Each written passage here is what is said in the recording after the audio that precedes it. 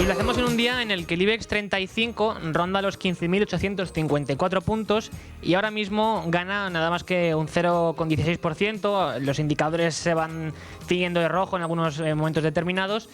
Pero en este contexto, Indra, Unicaja Banco, Repsol son las empresas que más suben y por otro lado las que más bajas son Grifols, SACIR y ACS. Pero para conocer lo que está ocurriendo en los mercados en el día de hoy, contamos ya aquí Con Ánimo de Lucro con Vicente Baró, que es el director general de Finet. Buenas tardes, Vicente. ¿Qué tal? Muy buenas tardes. Pues pendientes de lo que ocurre con los mercados, porque por un lado tenemos sobre todo que atender a qué está ocurriendo con las criptomonedas.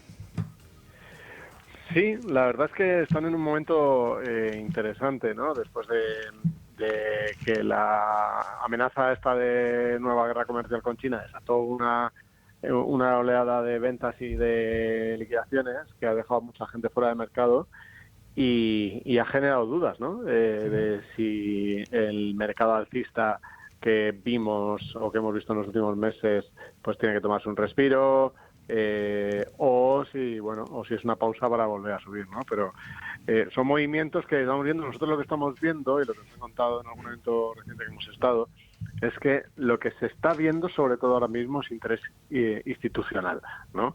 Que el inversor particular, a diferencia de lo que probablemente mucha gente podría pensar más de trading y especulación y demás y tal, que no está mucho, no es como en el mercado alcista de 2020-2021, sino que ahora no se ve tanto al inversor particular como sí a los institucionales que a través de ETFs y demás sí están tomando posiciones. Pues bueno, de alguna manera se está volviendo un mercado más tradicional en ese sentido, en el que los que operan son básicamente institucionales y hay que ver cómo ese cambio de naturaleza le va sentando. Y bueno, decías que sobre todo son las instituciones las que están entrando en criptomonedas, que es un poco también lo que ocurre con el oro, ¿verdad? Son los bancos centrales los que están interesados en hacerse con oro ahora. Sí, pasa un poco parecido. Es verdad que en oro hay un pelín más de peso retail en los ETFs, pero en los ETFs no está entrando tampoco tantísimo dinero. Entonces, sí, básicamente la subida del precio del oro se explica por las compras de los bancos centrales en este entorno en el que el dólar pierde adeptos, genera dudas un poco de su valor también porque la propia administración Trump lo está, digamos, se ha dicho que lo quiere más débil, bueno, lo ha dejado entrever que lo quiere más débil y ahí es donde pues mucha gente está diciendo, oye, pasamos a dólar parte de la cartera como activo refugio y reducimos de dólar, ¿no? Entonces los bancos centrales especialmente, porque además, bueno, pues con todo lo que se vio después de el uso de las reservas de dólares como parte de munición, ¿no? Con la guerra con Rusia y de liquidación de esas, congelación de esas reservas, pues claro, otros países, especialmente los que no están tan alineados con el mundo occidental, pues lo que están haciendo es eso, ¿no? Construir sus reservas, intentando reducir poco a poco la dependencia del dólar. Y como no hay otra alternativa, pues lo que están haciendo es comprar más oro. Y esto en un contexto en el que se pone de manifiesta cierta desconfianza ante la moneda fiat, ¿verdad? Y también en el que la tensión comercial aumenta. Y sabemos que hace unas semanas China anunciaba que podría incrementar sus restricciones en cuanto a las tierras raras. Y hoy también conocíamos por la mañana que Estados Unidos y Australia han firmado un acuerdo de minerales críticos para contrarrestar estos movimientos de China. ¿Qué impacto está teniendo? No sé si se ve reflejado ya en estos momentos. Es curioso cómo se está reordenando, ¿no? el mundo con los que tienen el monopolio de unos y otros activos. En este caso, pues China tiene una posición tan fuerte en tierras raras que está poniendo en entredicho pues a otros países, ¿no? Entonces, en esa reconfiguración, claro, se buscan aliados. El G7 también dijeron, los ministros de Finanzas del G7, este es uno de los puntos que van a tratar, ¿no? Cómo organizarse para reducir esa dependencia de China, en este caso, ¿no? ¿Dónde se refleja esto? Bueno, hay ETFs que invierten en compañías de mineras de tierras raras. En esos ETFs lo que hemos visto ha sido una subida espectacular, tremenda este año, pues cercana al 70-80%, precisamente porque al generarse este interés hay mucha gente que compra. Y son compañías más bien pequeñas, medianas, para la mayor tiene una capitalización de unos 25.000 millones de dólares, que a lo mejor puede sonar mucho, en el terreno corporativo no es tantísimo, es una compañía pequeña, ¿no? Sería una compañía de IBEX mediana en España, ¿no? Entonces, claro, ese dinero que ha ido entrando por este mayor interés por las tierras raras ha provocado una subida espectacular que estas últimas semanas pues se está buscando ahí su punto de equilibrio. Todavía no a ver dónde aterriza después de esta subida tan fuerte, ¿no?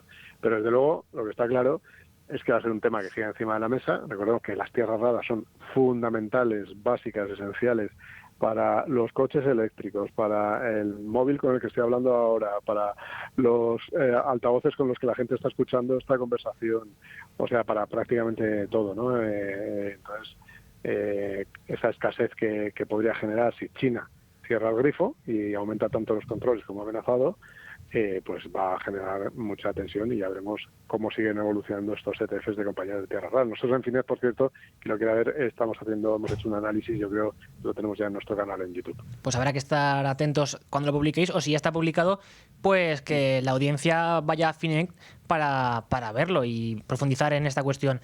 Y esto sucede además en un momento en el que en Estados Unidos se han visto pues un par de quiebras en el sector automovilístico y que pues para muchos analistas esto quizá pueda suponer el germen de una crisis de crédito. No sé tú a este respecto cómo lo valoras y si crees que realmente hay un problema de fondo importante. Sí, aquí por situar hay una compañía que se llama First Brands que anunció que se acogía a la quiebra en Estados Unidos, a la reorganización de sus deudas. Y poco a poco, según hemos ido conociendo, pues la verdad es que los estándares de financieros de esta entidad eran bastante flojos. Entonces, que más que por la quiebra en sí de esta entidad, que tampoco es un pujo gigantesco para lo que podría ser, ¿no? O sea, hablamos de millones de dólares repartidos entre distintas entidades, lo que genera un poco dudas es si se han relajado en exceso los controles o las due diligence por las que las entidades hacen para prestar dinero, ¿no? Si ha habido demasiada alegría y si ahora se ralentiza más o si Estados Unidos pues entra en cierta contracción del consumo y no se puede pagar y muchos consumidores no pueden pagar las deudas, pues ¿qué puede generar, no?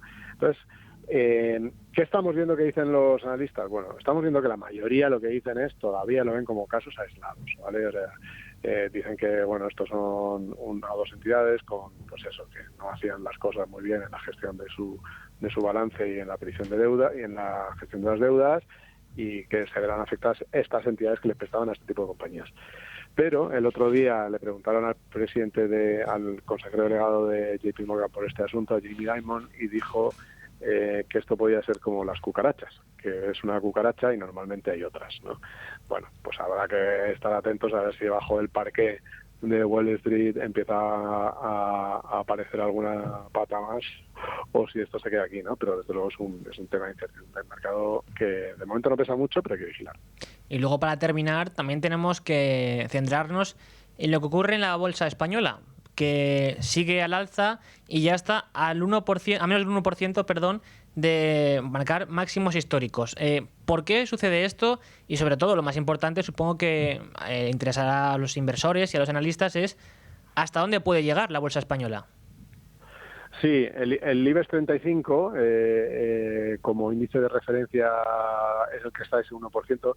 Recordemos que para el inversor que tiene acciones de bolsa española o que invierte en las compañías del IBEX 35 y recibe los dividendos, están máximos desde hace muchísimo tiempo y además con una buena subida ya. Pero bueno, como todo el mundo efectivamente tenemos como referencia el IBEX 35, ahí es donde todavía no se ha visto esos máximos que en el bolsillo del inversor se han llegado. Lo que sí ha pasado en el bolsillo del inversor es que en realidad no se están aprovechando muchísimos de estos máximos, ¿no? Porque el peso, por ejemplo, en los fondos en el total de los fondos en España, en fondos de inversión y ETFs, el peso, la inversión en los de renta variable española es bajísimo. O sea, prácticamente no ha subido en los últimos años, prácticamente no ha habido entradas netas en los últimos años. La gente siempre hemos mirado un poco a España como un mercado pequeñito y tal, que prácticamente solo hay bancos y hemos desconfiado un poco, y ahí ha llegado la sorpresa, ¿no? Con esta revalorización tan tremenda, sobre todo liderada por la banca, que hemos visto, ¿no? Entonces es curioso cómo efectivamente la bolsa española está siendo una de las que más está subiendo este año, está prácticamente en máximos en el caso del IBEX 35, super máximos ya desde hace tiempo del IBEX con dividendos, pero pues no la ha aprovechado tanta gente como podríamos pensar.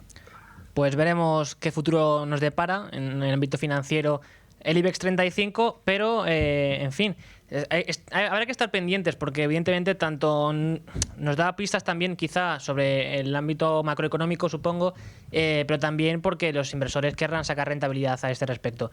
Pero bueno, para ello hablaremos contigo en el futuro, Vicente Baró. Y nada, muchas gracias por habernos brindado tu análisis en el día de hoy. Nada, ya sabéis que es un placer siempre. Un abrazo. Gracias.